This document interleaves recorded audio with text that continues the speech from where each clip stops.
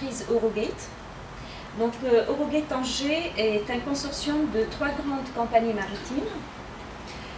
C'est une société de droit marocain, à conseil de surveillance et à directoire. Elle est créée en 2007 avec un effectif aujourd'hui de 360 salariés, avec une moyenne d'âge de 26 ans.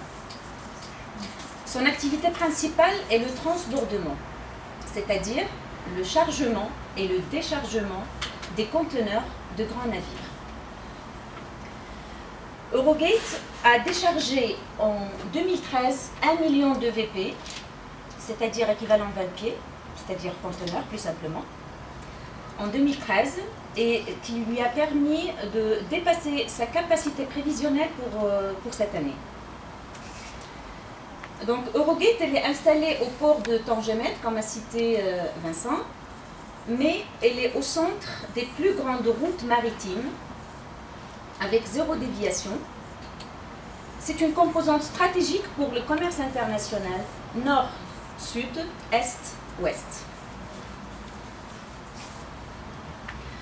Eurogate, elle fait partie d'un réseau portuaire en concurrence permanente.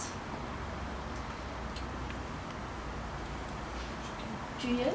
Oui.